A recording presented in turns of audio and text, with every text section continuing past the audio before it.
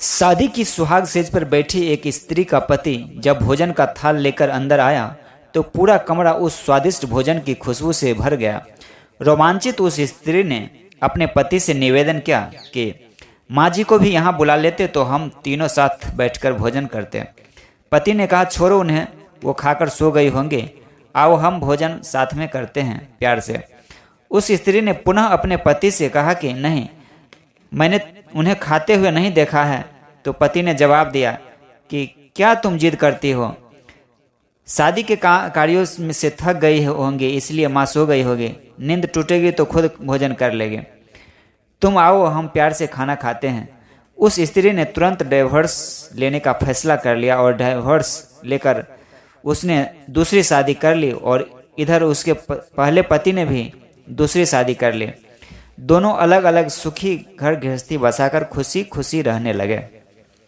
इधर उस स्त्री के 2 बच्चे हुए जो बहुत ही सुशील और आज्ञाकारी थे। जब वह स्त्री 60 वर्ष की हुई तो वह बेटों को बोली, मैं चारों धाम की यात्रा करना चाहती हूँ ताकि तुम्हारे सुखमय जीवन के लिए प्रार्थना कर सकूं। बेटे तुरंत अपनी माँ को लेकर चारों धाम की यात्रा पर निकल गए। एक जगह तीनों माँ बेटे भोजन के लिए रुके और बेटे भोजन परोसकर माँ से खाने की विनती करने लगे। उसी समय उस स्त्री की नज़र सामने एक फटेहाल, भूखे और गंदे से एक वृद्ध पुरुष पर पड़ी जो इस स्त्री के भोजन और बेटों की तरफ बहुत ही कातर नज़र से देख रहा था।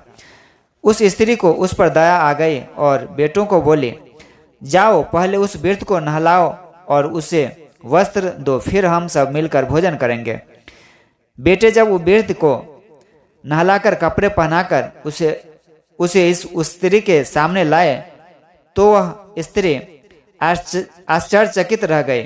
वह वृद्ध वही था जिससे उसने शादी की सुहागरात को डाइवोर्स ले लिया था। उसने उससे पूछा कि क्या हो गया जो तुम्हारी हालत इतनी दयनीय हो गई।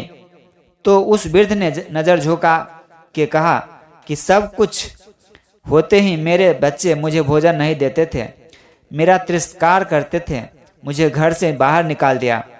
उस स्त्री ने उस वृद्ध से कहा कि इस बात का अंदाजा तो मुझे तुम्हारे साथ सुहागरात को ही लग गया था, जब तुमने पहले अपनी बूढ़ी माँ को भोजन कराने के बजाय उस स्वादिष्ट भोजन की थाल लेकर मेरे कमरे में आ गए और मेरे बार बार कहने के बावजूद भी आपने अपनी माँ का तिरस्कार किया। उसी का फल आज आप भोग रहे हैं। जैसा व्यवहार हम अपने बुजुर्गों के साथ करेंगे उसी का देखा देखी कर हमारे बच्चों में भी वही गुण आता है कि शायद यही परंपरा होती होगी।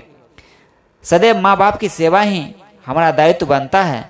जिस घर में माँ बाप हंसते हैं वहीं प्रभु बसते हैं। साथियों, ये कहानी आपको कैसी लगी आप कमेंट बॉक्स में जाकर जरूर बताएंगे और हमारी ये चैनल राजा दिवाकर को सब्सक्राइब करेंगे और ज़्यादा से ज़्यादा शेयर करेंगे। बहुत बहुत धन्यवाद।